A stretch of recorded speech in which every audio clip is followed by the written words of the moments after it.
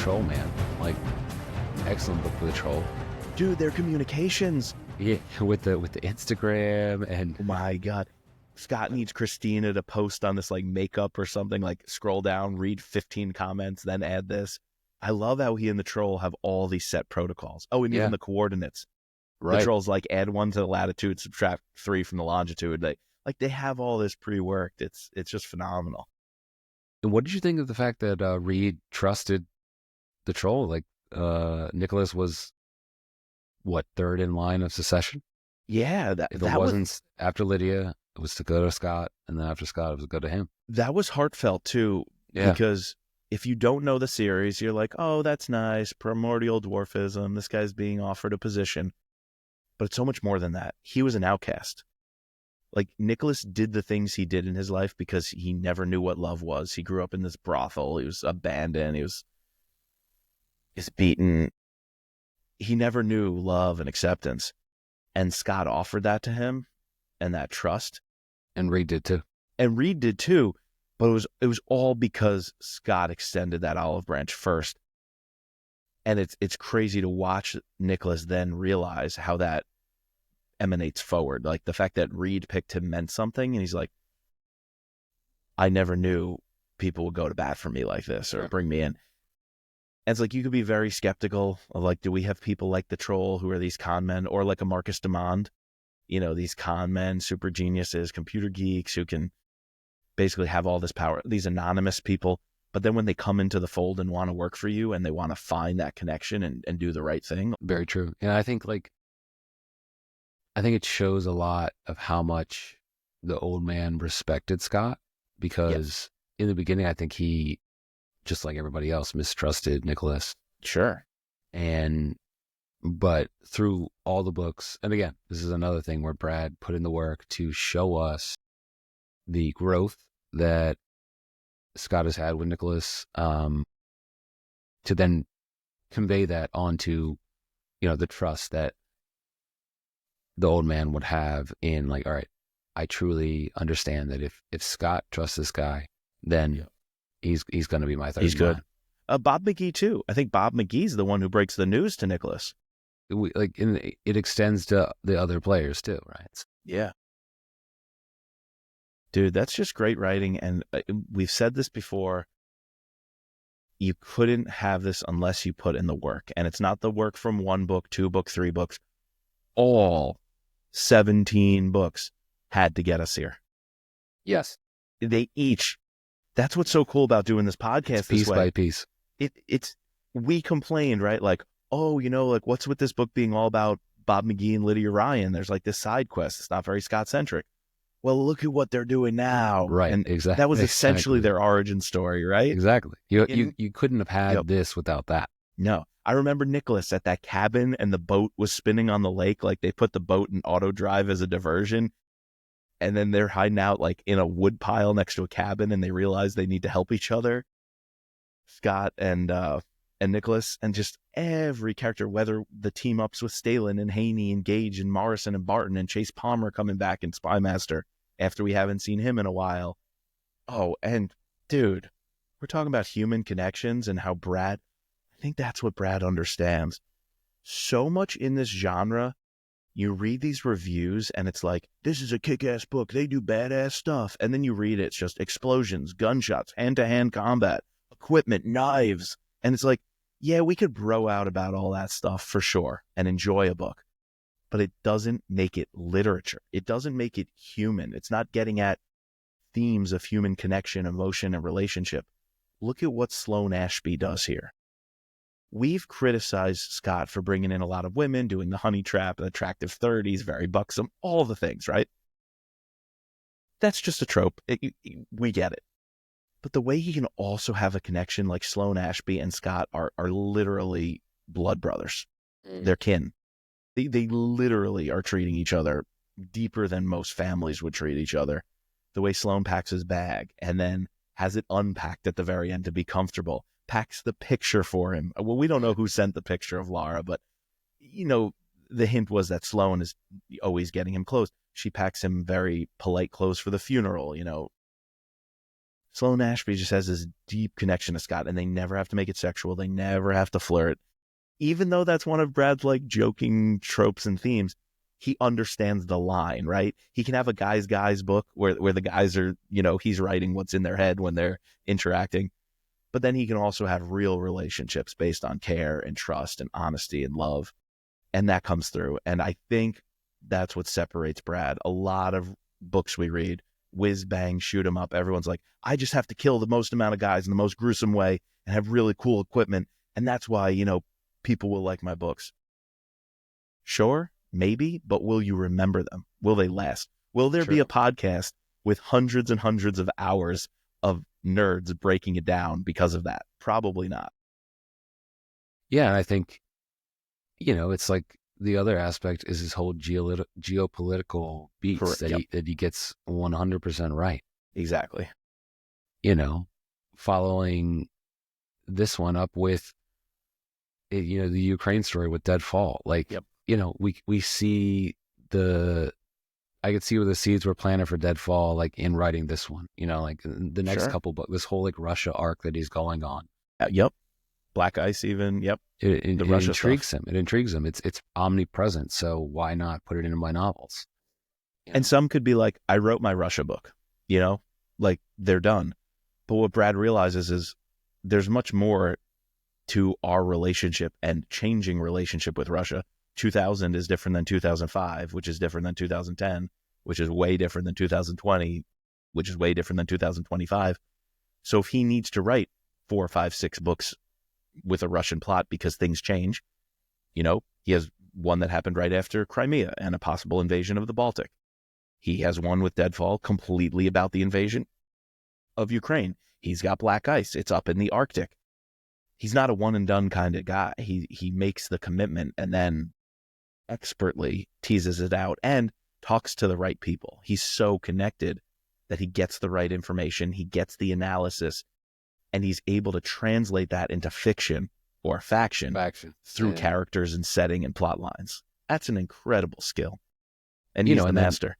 And then moving with this ever shifting alliance that Russia and China has by giving us a rising tiger, going into the Belt and Roads Initiative, everything is intertwined, interrelated, and he's constantly thinking about this. And I think he does it. He purposely wants to talk about it in his books because it intrigues him, and I like that. I feel like, we've said it time and time again, and he said it before. Like he wants to put something in his novels that forces you to go look something up and be intrigued by it, just like he is. The books almost become. I wanted to see where this, where this area was in this Oblast. In Murmansk. Yeah. I'm constantly in all of these Brad Thor books. I'm constantly looking up the geography because he goes to some wild ass places that I've never heard of. Like last time, I didn't even realize there was an island called Gotland. Yeah. He's got me looking on Google Maps to see look for pictures to see oh, is that that? Like obviously on the cover of this one, it's just the Kremlin, but constantly forcing his readers to think, question, and to try to understand multiple things. Yep, and that's why he's traveling heavy. Well, we're traveling pretty light in this one. We're traveling light here, but that's an intentional choice, and we haven't seen that since the Apostle, really. And it's brilliant. Brad that's why the Apostle really stuck out to me, because literally Scott is in. He starts in DC and then goes to Afghanistan, and that's it. We're in Afghanistan. That shows his range, though, because we know his bread and butter is writing a globe-trotting, all over the place, 5 different continents, these cities and towns and monuments and historical places you've never heard of, and expertly weaving them together. But here he's showing us he can craft a singular, focused, almost like a role-player game, an RPG game. Like you're in the character's shoes, you're on the ground with him. It's just a different style of writing. And he can navigate both. And I think the series was due for that after we had a few books that were wash, rinse, and repeat kind of on cycle. And it's just the perfect timing. It was the perfect timing in the series. These books also become like artifacts in a way, because some of the critiques we had of early Brad, you got to remember, What happens if you're reading that in the early 2000s? Reading one of those books about fundamental Islam in 2003 had a very different feel post 9/11, a couple of years after, invasion of Iraq, Afghanistan, had a very different feel. Same thing with like the Apostle, right? It was on the ground in Afghanistan. Can you imagine reading that at the time? And then when the pullout happened, being like, I remember that book that Brad Thor wrote, what it was like on the ground. The way these books are dealing with Russia and Deadfall, one of his more recent ones, dealing with Ukraine, his books they're great stories in the thriller genre. They check that box. Historical faction, I wouldn't call it historical fiction, but as he would historical faction, checks that box. Almost like a travel guide. This can read almost as if it's a travel guide. Check. Is it if you're ever visiting the Murmansk Oblast. Right. Is it a spy, thriller, military, espionage-focused book? Check. Geopolitical? Check. He's hitting so many different genres. He just has to be one of the most accomplished writers in the thriller genre that I can think of. Yeah. No, he said it perfectly. 100%. Should we get into the scorecard? We better score this one. Yeah, what a chat. Let's do it. Action, man. Do I want to go full 10? I don't know. Like, it's at least Why a not? 9. It's at least a Dude, 9 and a half. it's at least a 9.5. It's at least a 9.5. If I'm going to find anything, it's something about when he's just shooting at helicopters and planes and like, but okay, all of his shots are perfect pinpoint act. It's almost like the clone trooper or stormtrooper syndrome. They always miss. They're just always missing. And these are like Spetsnaz Wagner guys. And it's like Scott's hitting every shot. Again, it's how this series goes. And yes, Scott's that good and that better than these guys. No, I'm going 10. I'm going 10. I'm not nitpicking it for something silly like that when literally every other thing, every other sentence checks out. Okay, so what was your favorite piece of action in the entire novel? You got to pick one.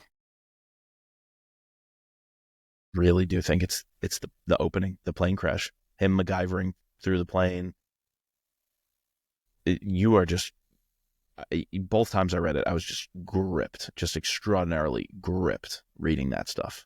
And I might go so far, the opening sequences while that's going on and we're dealing with the fallout of Spymaster at Reed Carlton's house is some of the finest writing in thrillers and definitely the best sequence in this series. 100%. I think like there's 1 through 10, 1 through 15, whatever. Yeah, like having that like eerie backdrop of like kind of going into this murder mystery mode of, with that police detective, calling him McGee and the FBI director, and, they don't know who did it. Like it's clearly been made to set up that's, potentially Scott was the killer, but McGee knows that it can't be. And then juxtaposed against like the crash, immediately getting out of the crash, and the beginning of the fight for survival. Perfect. To me, I think my favorite piece of action, I really like when he takes down the helicopter. Like, I love that, that culmination of, like, he sits up. I remember when he hears the helicopter, he sits up from being taken care of by that Sami woman and immediately goes like, all right, this is what I have to do. Clicks on, clicks on. Like, and he's staging weapons. And then, that is cool. Like he makes sure they're loaded, and like he makes sure he has cover and everything. And then he sets that all up, takes out the two drivers, like literally field strips them to then go back and be able to take out this helicopter.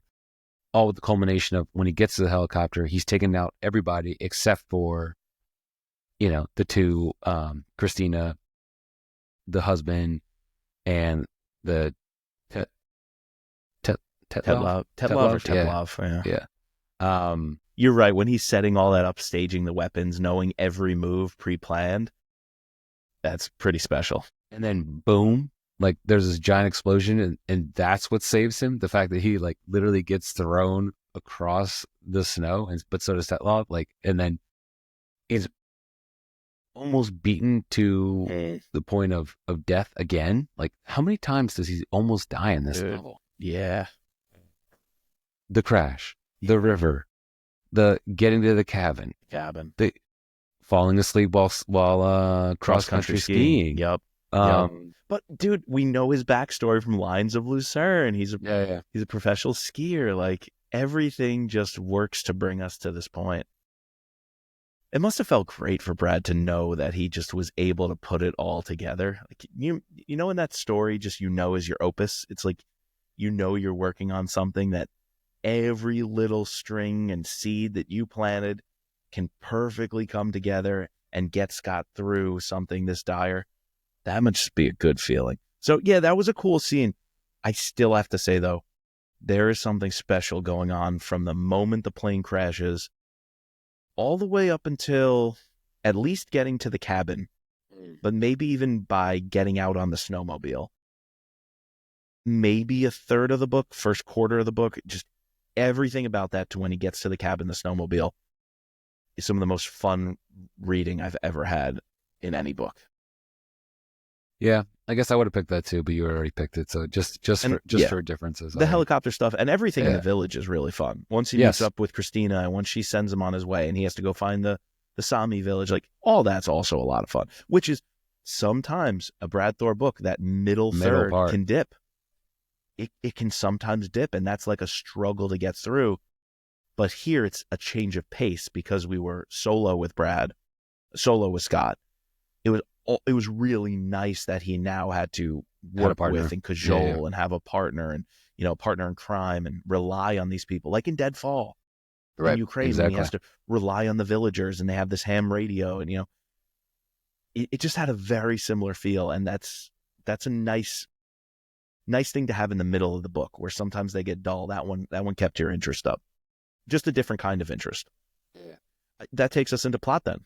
Tell me your plot score, because it's high again. I think it's very high. I think it's a 9.5, like a 9.5 for me. Yeah. I think the ending to me is, while, yes, very emotional, I don't know, for some reason, it's like my least favorite part of the book. Yeah. But I know from what you said, like, we're going to go on this even more of a rampage, like in the next novel. But obviously he has this kill list. He's got to get through it. The funeral. Alexandra coming back. My goodness. Yeah, I had a feeling that she was going to come back. She has to, right? We knew she was coming back, but this is a perfect way to play it. Yeah. So, again, I think that's great. But to me, the first 2/3 of this book are the best. Are better, yeah. They're objectively better. It doesn't diminish the book, the third. Right, agreed. So I don't know. I'm glad it's what there. Could have been a better ending? So no, I'm not going to armchair quarterback this one, because I don't know what could have been, and I think I was very impressed with everything that was there. It just felt like a really strange transition. Oh yeah, to get out of Russia and then have to deal with this. Once we have, that culmination with the fight, the team up, and all those soldiers are coming at them, calling off the Russian soldiers. Yeah. To come down from that high is tough. I know, you're just like, it's tough. And he has to meet with the doctor. So Brad kind of massages it, where he's having this rough back and forth with the doctor, who wants to play Mr. I'm here to listen to you. Let's drink a beer and just sit back and chill. And Scott's like, nah. Not having it. Yeah. I'm sure you're a nice guy. I'm sure this doc is doing his job. And the doc's like, yeah, you got a loose cannon on your hands. I don't know how that one's going to go. There's no other way to handle it. Like, what else could you possibly write? And similarly, the revenge sequence, this book is a vengeance story. He's got to close the loop. Oh, he's got to. Could it maybe have been pushed to the next book? Or maybe, but then you get this weird thing of Brad wants to have solo stories that any reader can access. Yeah. If you open the next one with him going after Yosef or going after the other guy at the hospital, going after the president's son, right? The Russian president's son. If you open with all that, it's dangling. So you got to put it somewhere. It doesn't make sense. It's like Mitch Rapp killing Stu Garrett on the boat to randomly start a book. Well, their beef was in the previous book. I do like when the books spill over into one another. The way you spill over Spy Master to Backlash is perfect. If you had to spill over Backlash to a next one and have him going after the president's son and Yosef just as a cliff, as like a dangler, it wouldn't really work. So you gotta pack it in, but at the same time, it felt packed in. Yeah. You gotta do it, but it felt off. I guess like you said, like you're just in this huge adrenaline rush. Correct. And then you have this like a very like extended coda at the end. Sure. It could have worked as like a nice little, I don't know. I know Brad said he doesn't want to do these separate pieces that he publishes, but it could have been just like a nice blog post like, hey readers, hope you really enjoy Backlash. I know you're wondering what Scott does next. Here's just the little like off the cuff kind of like long extended PDF just for fans on the website kind of The thing. extended cut. Yeah. Like extended cut. Exactly. It could have been a really cool extended cut. And I know maybe I'm hypocritical because other times we've done extended cut type of things or epilogue to or a preface to a book. It doesn't work as well. But this would have been fun. Although we get Marco, the nice scene with Marco ordering pancakes. The funeral is nice, and the final ending where he's unpacking his bags that Sloan set him up with. He gets to, vacation the Florida Keys. Near Dark does pick up there, Chris, so I'm happy to tell you he's in the Keys, and he is it's very decompressing. Sad. I don't know, he's decompressing. maybe because it just makes me sad. Like the ending kind of makes me sad. But it has to, though. It has to, and that's the point of it, right? So, yeah, dude, here's some writing. What do you give it? Here's some writing before I give the score, and this might give me an extra bump here. The very ending of the book, somewhere in the final pages, death was never easy. It was messy and complicated on the best of days. On the worst of days, it was tragic, heartbreaking, and incredibly unfair.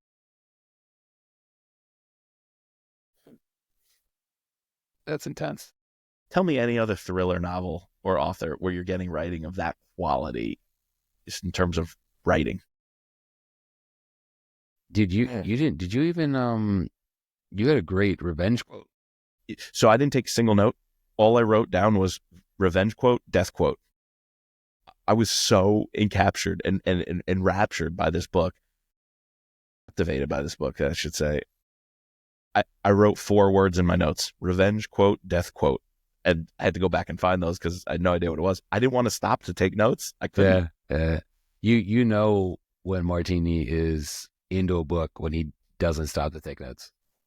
Yeah. And so this could affect our plot score because this is a plot about vengeance. Yeah, I'll read this one.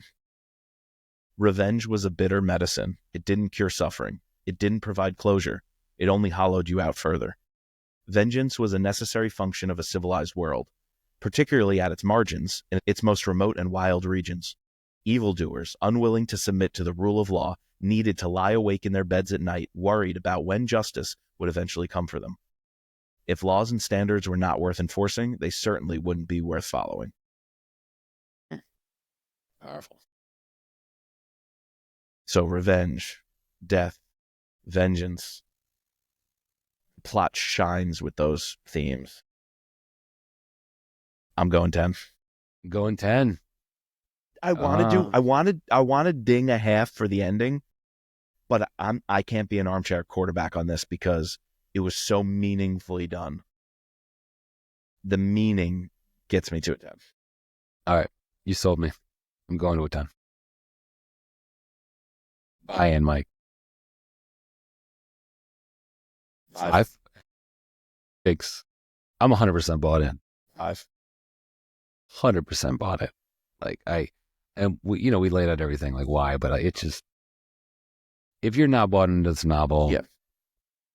I don't think you're going to be bought into anything. No. Yeah, I agree. We'll see where the point dings, but I close this book and I go, damn, that's a 48 or a 49. Now, covers, we'll have to get there. We're going to talk about, but I think it's going to be the covers, but I close the book and I'm like, I want to say perfect 50, but I'm like, it's right there. It's dancing with it. So bad guys, good guys. I think this is where I'm going to ding the bad guys. Yeah. Because Tetlov and this Manayev, they were okay. They were okay. But to me, the villain was almost himself. Yeah. fighting, like I said earlier, like fighting against the The elements, Yeah. the wolves, Yeah. his will to live. Yeah. Those were better villains than the actual villains, if that makes sense. So like 100%. while I can't call them bad, like I guess you can call the wolf a bad guy. He's just tried to eat.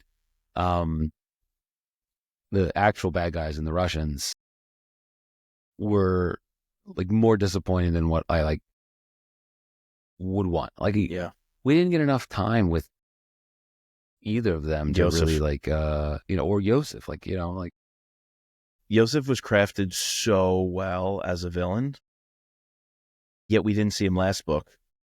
And he was crafted so well as a villain, and we barely saw him this book. It had to be that way, right? Because if he came across him in the plane, he would have killed him. He had to be randomly out there half dead. The reason he's not around now, would it have been totally cool if he popped up somewhere along Scott's journey? Oh, I think, but no, because then we'd be dinging it on plot and buy-in. True. So what if he was tracking him, buying his time? No. See, in the condition that they would have had to be in after this plane crash, and Scott doing everything right, you can't have a random Yosef be better than him to track him in those conditions. And then I'd be like, bullshit, Scot Harvath can do all this stuff, and there's a guy sneaking up, there's a golem right behind him the whole way. Like, come on. Like, so it had to be that he was not in this book. He was just lying on his deathbed. At least he was brought back in the end for a kill. At least he's on his death in the hospital, and Scott gets to sneak up on him. So at least there's that. If I think you're right, bad guys might be the worst part of this because they weren't given the time to breathe. But I'm glad they weren't, because that's why action's a 10. That's why plot's a 10. That's why buy-ins. Yeah, you're right. Exactly. You're right. That's you're why right. Christina shines and the villagers shine. You had to kind of take away from Teplov, take away from Manaev, take away from Yosef to allow those other things to shine. So I think there's my point 4 on bad guys. Yeah. Okay. Yeah. What do you say? Same. Yeah. Good guys. 5. I mean, it's a typical trope that we rarely give below a 5 on good guys, but I think this one deserves a real 5. We say that. No cap. I think. Yeah. I don't know. Like, I was bought into Christina. Like, same. Exactly. Hook, line, and sinker. That could have been a miss. That could have been a miss. It could have been. That was the biggest gamble, because she literally is, besides like our major players that we have every book, the Sloans, the Chases, McGee, Nicholas. The big one is Christina. Agreed. And then the villagers, and the villagers, getting the Sami people and the brothers who are willing to risk their lives, which they give up for Scott. Again, Brad does the work to have us buy into that relationship. So it's a 5. I agree with you. And that trope of we're just always giving out 5s, good guys are always great, that could be misinterpreted as like, yeah, of course Scott Harvath's a 5. How are you not going to give the protagonist a perfect score? But you and I really take into consideration those secondary, 3rd level, 4th level characters. And Christina, you might call her secondary. She's primary/secondary, is just as good. She's a 5. Yeah, the villagers. Really, do I even consider like our main character? Scott. Yeah, exactly. In this. No. Like, yeah, and I think, if we were to go back and do all the stuff do these scorecards for the Mitch Rapp series, it would be the same way. Like, it's not about Mitch. Yeah. It's about the other. Essentially, we wanted to talk about other characters outside of the main character. And it's also, if you balance, though, existing characters in the universe having enough time and the right time, versus you also have to introduce new characters. Like, the book has to have a character who's just in that book, a couple of them. And if you could pull all 3 of those things off, the protagonist, the secondary characters who are in the series and need to be there, and new characters we've never met before, that's like that 3rd element.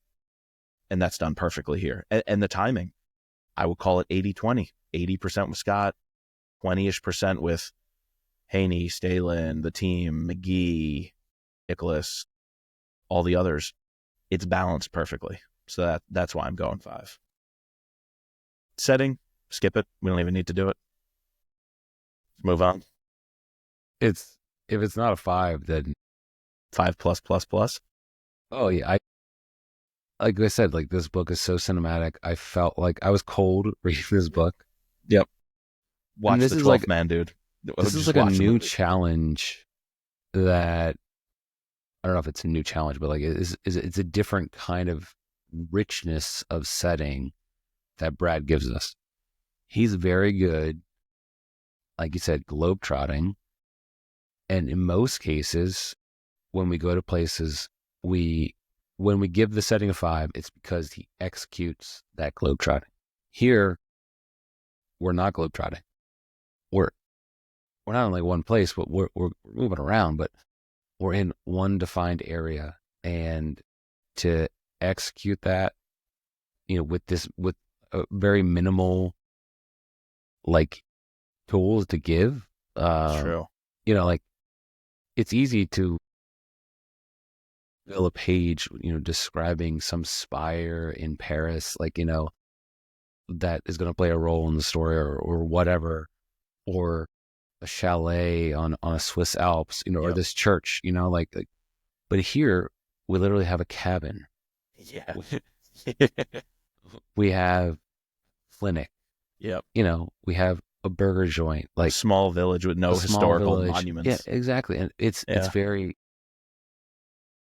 minimalistic, but because it has to be, and that's like what elevates it. I wonder if that was tough for Brad because To not want to have like to not jump to a cathedral and give us the whole history of it, sure, in a European city, or to not find in the middle of Murmansk Oblast, Russia, find some like important historical connection that Scott stumbles upon some relic of some World War II, and you didn't need it, right? Like it would have seemed distracting, and I wonder if Scott had to kind of holster that. Brad had to holster that because we know he loves it, and it was tamped down here, but for good reason. for sure. Cover. Let's get into it.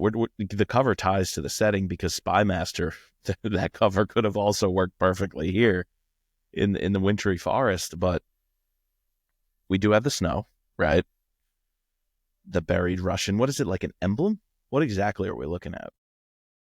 The hammer and sickle on. Sure, but what's it on? I guess it's a ring, a Is it a shield. ring? Like a uniform ornament of some sort, I feel. Yeah. Which is okay. The design of it is great. At least it has the snow. I just want to see a little bit more. Like I want to see the environs a little more than just a zoomed in shot. And two things going Maybe for it. it's like Russia. a soldier's like patch or something, or Could be a a patch. soldier's medal that would be on their suit. Yeah. I just wish instead of leaning into the Soviet Russia insignia, we leaned a little more into the survivalist Scott in the woods fighting wolves and his supplies and the skis and the cabin.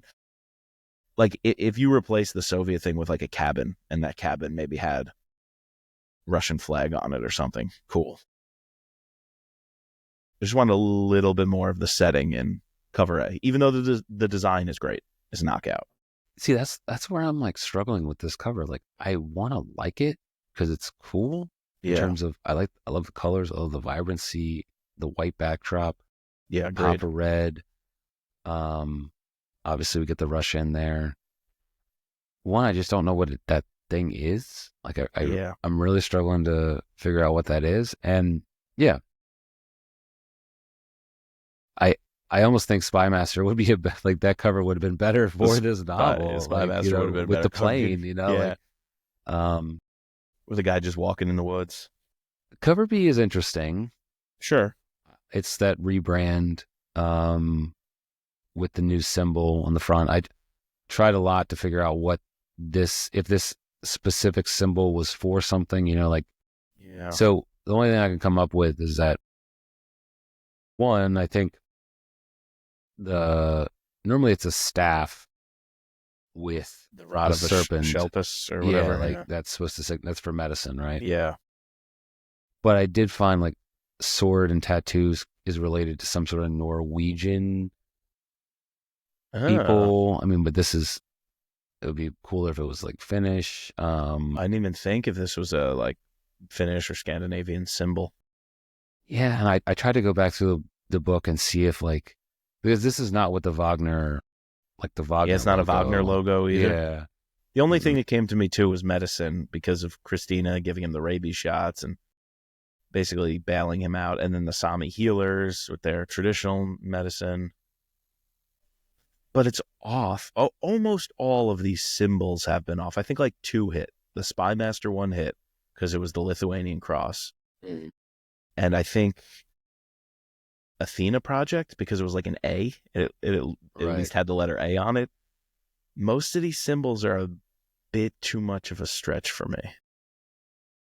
I'd love to sit Brad down and just be like, all right, we're going to go through all the symbols and I want you to tell me what they were going mean. for. Yeah. What was the purpose? Yeah. Somebody's got that somewhere. Somebody a had key a plan. Yeah. Yeah.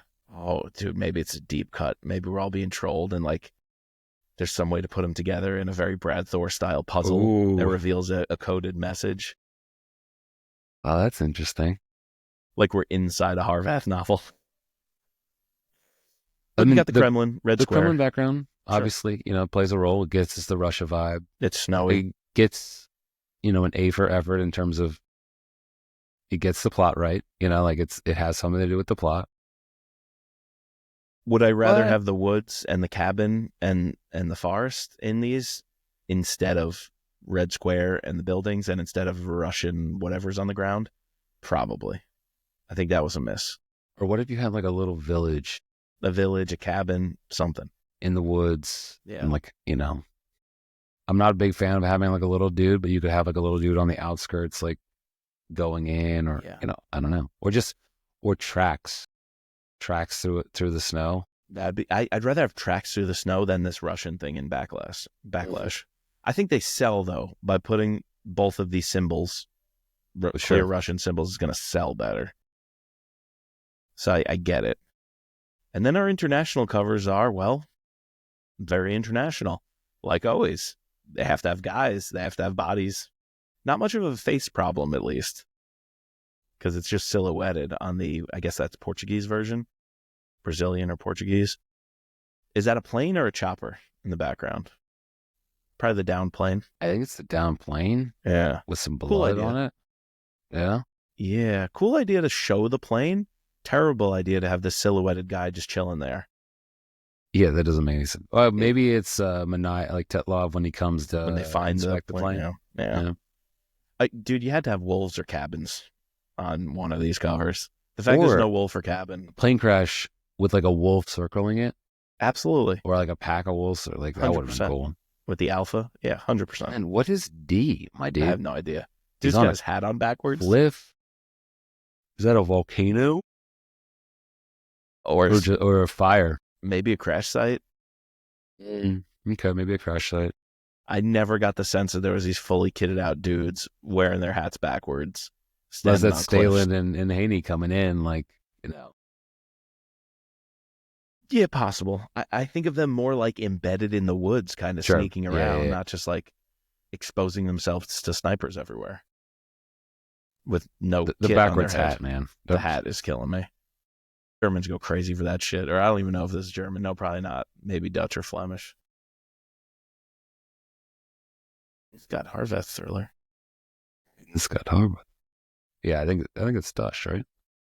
Maybe because it's EEN, not EIN, which would probably be German. Yeah. Because I remember Ein Mitch Rapp thriller. Ein Mitch Rapp thriller. Oh man, just a little bit of a disappointment on the cover. It stinks that there's been a few books that were so awesome on action, plot, buy-in, characters, and the covers ding it a few points. But usually that dings it down to like the low 40s, and we're like, what the hell? It was such a good book. Should have been high 40s. This one at least is still going to stay high 40s, even though I have to give the cover. Or do I have to give it a 3? That would hurt. I think I'm going to 3.5. I think I'm going to go 3.5 because I like the design of A. Don't have a lot of covers. Interesting. And they don't have a lot, which means you had to get A and B right. You had to You get, had to get the hardcover and the recent paperback paperback. release right. And Yeah. 3.5. Okay. We're in alignment. Yeah, it hurts. It hurts, but book would have been a 49. If the cover was banging for me, this book would have been a 49. All right. What is your free space, Mike? I'm going to let you go first. I kind of said it before, but I'm going opening sequence. Everything from the plane crash to the survival element to fighting the wolves, falling in the water, nearly passing out, stumbling upon a cabin, waking up, MacGyvering the shit out of everything, escaping on the snowmobile. That sequence is some of my favorite writing in any book I've ever read. So I'm going with that. I think I'm going to give it to Nicholas. Oh, I thought you were going to say Christina. So that was my next choice. Okay. All right. I gave my props for Christina with You the did, guys. sure. I think, Nicholas really, I mean, it was very subtle and wasn't that often, but like coming into his own as this leader, he has to quickly, he has the buy-in from the operators, sells it to him straight, gets him to go on this mission, has an interaction with, why am I blanking on his name? McGee. No, Archer, like Kopech. Oh, right. Like, bringing him into the office, playing him along. I don't know. I really connected with his, and I guess because I know that we're not going to see him that often anymore. Like this is sort of like these next couple books are going to be our last gasp with him. You're really seeing him come into his own. So yeah, I'm going to go Nicholas for mine. That's a good one. Christina could have easily been. Could have been Christina. Yeah. Yeah. The other thing I liked about Nicholas is their communication. He and Scott have their protocols. They have it. It's true spy stuff. And the way they're doing that is just, that's what makes the Carlton Group, is that they have those protocols established. They have those contingency plans. And to watch Nicholas whip that up and be in the trust of the president and the director of the CIA and lead, like you said, is special. So yeah, that's a good shout. It's a good shout. For a total of 47 for you and 47.5 for me. Well deserved. Dude, what a book. Covers, man. The covers fucked it. Covers banged us because I close the book and I go, that's a 49. I don't know where the point I'm going to ding is, but that's a 49. And it would have been if it weren't for that cover. Yeah. Cover looks good though. I remember in the library, 2020, right before COVID, libraries literally shut down the next week. And I picked that one out. I just saw that cover on the shelf. I was like, oh, Brad Thor. I haven't read him since, I was like in college or something. And I picked that Backlash up and never looked back. So it is a good cover. It just, when we judge the cover by the book, yeah, it's got snow. Yeah, it's got Russia. But it missed a lot of opportunities with the wolf in the cabin and the plane crash. So, and the snowmobile. That would have been cool. Yeah. Well, I'll have to say, Near Dark. Here we come. Very, very nice cover. Yeah. That and Black Ice. Yeah. Oh, and Near Dark, does it have Mont Saint-Michel on it? Yeah, I think so, yeah. Huge, not to spoil anything, but huge set action piece on Mont Saint-Michel, and that is so cool. You know about that abbey in the water off the coast of France? Yeah. Dude, massive action piece there. I'm excited. So, yeah. We only have 2 more books, plus Edge of Honor. Well, Edge of Honor, in case you haven't heard, folks, we'll be covering on the Thriller Podcast. So if you stuck with us this long, make sure you subscribe to all 3 feeds. And you can now find us on YouTube. We're putting video podcasts out on our YouTube channel. So make sure you subscribe there. But Edge of Honor will be the first book we cover by Brad Thor on our other feed, No Limits, the Thriller Podcast. So 2 more here on the Scot Harvath Pod. Yep. Also, we're going to be covering McCloskey's The Seventh Floor over on the No Limits Thriller Podcast. So go check that out. We have a whole very long reading list for the rest of 2025. Excited. Super excited to keep it going, Mike. Full steam ahead. I can imagine after we do The Seventh Floor, we're just going to be like, let's rip the last 2 Harvath books. Yeah. I think February we are just going to do Near Dark Black Ice. So 7th Floor, Near Dark Black Ice, and then from there, it's wide open. I know we have some other books on the list that we want to do, but we'll have to see. Do we lean heavily into The Gray Man? We already did 2 books there.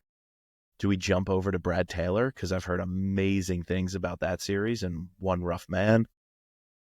But then we have a lot of new releases coming. Before you know it, Jack Carr's book will be here, Cry Havoc. Oh, yes. Then Edge of Honor, like you said. So, yeah, Andrews and Wilson have a bunch of releases that we got to keep up with. So we'll stay busy. Stay busy. All right, we need to thank our patrons, including our special deputy director, always special, Sherry. Very special. Our special operator, Jason C. Our special agents, Ben, Daryl, Kevin, George, Matt, Dawn, Peggy, Mark, and Chris. Please subscribe, rate, and review all 3 seasons of No Limits, both on Apple Podcast and Spotify.